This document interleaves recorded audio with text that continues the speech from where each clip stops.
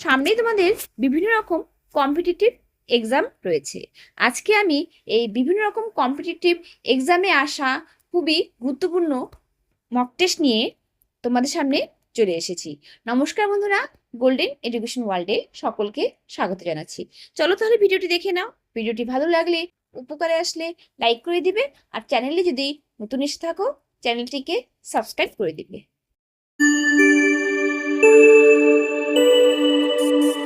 আজকের প্রথম প্রশ্ন দেখে নাও, পলাশীর যুদ্ধ কবে হয়েছিল? এখানে উত্তর হবে এ 1757। পলাশীর যুদ্ধ 1757 সালের 23শে জুন সংগঠিত হয়েছিল।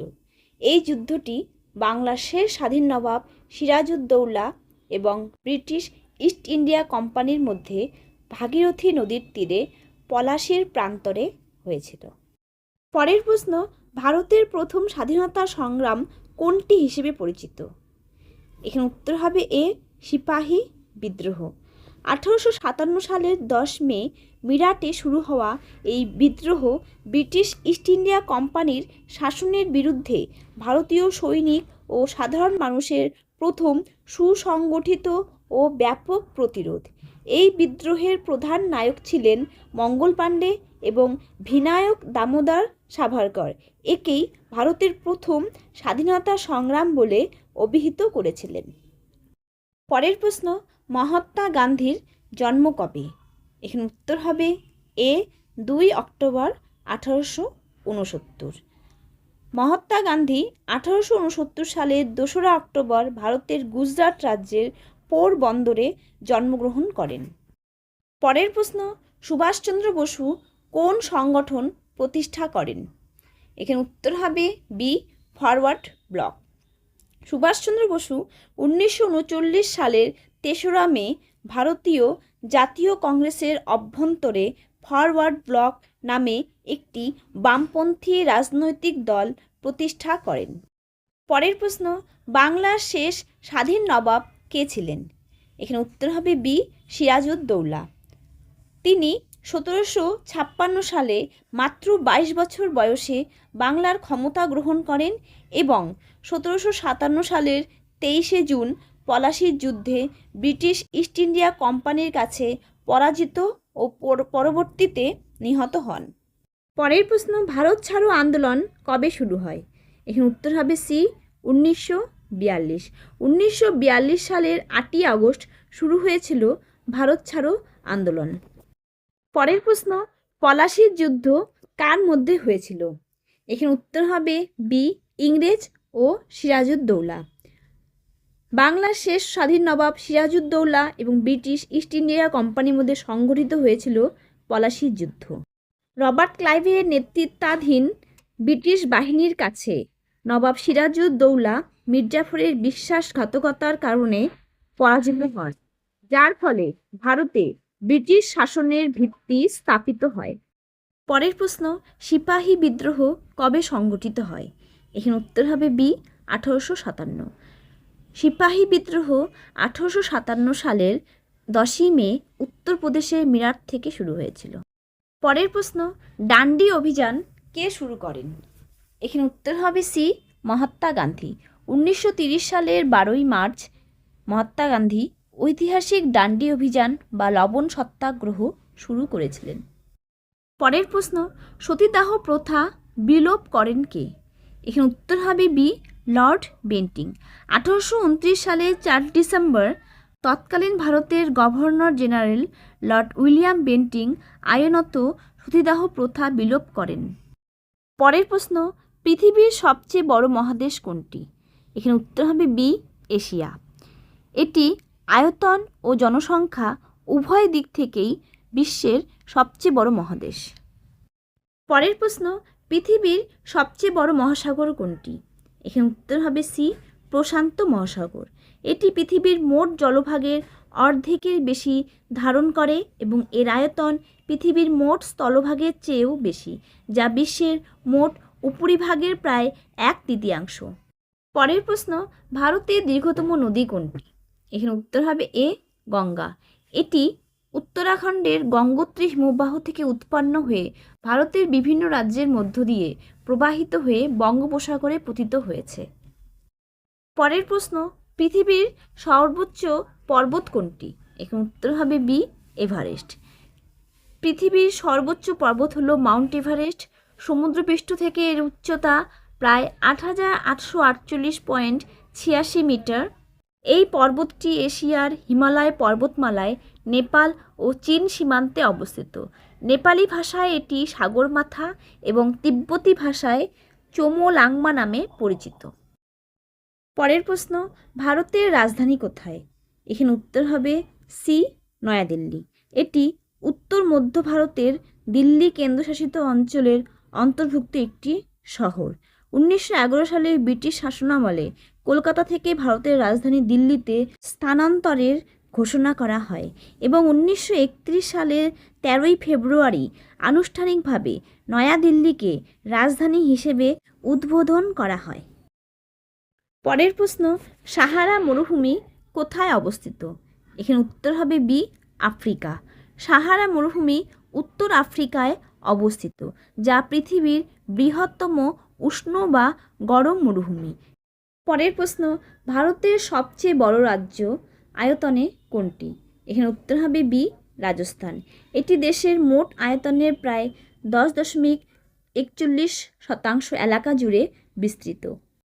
পরের প্রশ্ন, ভারতের রাষ্ট্রপতি কে নির্বাচন করেন? এখানে উত্তর হবে সি, নির্বাচনী মণ্ডলী। এই মণ্ডলীর সদস্যরা হলেন সংসদের উভয় কক্ষের নির্বাচিত সদস্যবৃন্দ এবং সমস্ত রাজ্য ও কেন্দ্রশাসিত অঞ্চলের বিধানসভার নির্বাচিত সদস্যরা। পরের প্রশ্ন, ভারতের সংসদ কয়টি কক্ষ নিয়ে গঠিত? এখানে উত্তর হবে বি, 2, লোকসভা ও রাজ্যসভা। পরের প্রশ্ন, ভারতের সংবিধানের কোন অনুচ্ছেদে সমতার অধিকার দেওয়া হয়েছে? এখানে উত্তর হবে এ, অনুচ্ছেদ 14। ভারতের সংবিধানের 14 থেকে 18 নং অনুচ্ছেদে নাগরিকদের সমতার অধিকার বা সাম্যের অধিকার দেওয়া হয়েছে। এটি একটি মৌলিক অধিকার যা আইনের দৃষ্টিতে সমতা এবং বৈষম্য দূরীকরণ নিশ্চিত করে। পরের প্রশ্ন, ভারতের সংবিধানের কোন অনুচ্ছেদে মত প্রকাশের স্বাধীনতা দেওয়া হয়েছে? এখানে উত্তর হবে বি, অনুচ্ছেদ 19। ভারতের সংবিধানের 19 নম্বর অনুচ্ছেদে মত প্রকাশের স্বাধীনতা দেওয়া হয়েছে। এই অনুচ্ছেদের 1 ক উপধারা অনুযায়ী ভারতের প্রত্যেক নাগরিকের বাক ও মত প্রকাশের স্বাধীনতা রয়েছে, যা একটি মৌলিক অধিকার। পরের প্রশ্ন, কত্থক নৃত্য কোন অঞ্চলের সাথে সম্পর্কিত? এখানে উত্তর হবে বি, উত্তর ভারত। পরের প্রশ্ন, ভারতরত্ন কোন ধরনের পুরস্কার? এখানে উত্তর হবে সি, সর্বোচ্চ অসামরিক পুরস্কার। 1954 সালের 2 জানুয়ারি এই পুরস্কার চালু হয়। জাতি, পেশা, পদমর্যাদা বা লিঙ্গ নির্বিশেষে শিল্প, সাহিত্য, বিজ্ঞান, জনসেবা এবং ক্রীড়াসহ মানব প্রচেষ্টার যে কোনো ক্ষেত্রে অসামান্য অবদান বা সর্বোচ্চ স্তরের ব্যতিক্রমী সেবার স্বীকৃতিস্বরূপ এই পুরস্কার প্রদান করা হয়। পরের প্রশ্ন, দাদা সাহেব ফালকে পুরস্কার কোন ক্ষেত্রে দেওয়া হয়? এখানে উত্তর হবে সি, সিনেমা। পরের প্রশ্ন, কুচিপুড়ির নৃত্য কোন রাজ্যের? এখানে উত্তর হবে বি, অন্ধ্রপ্রদেশ।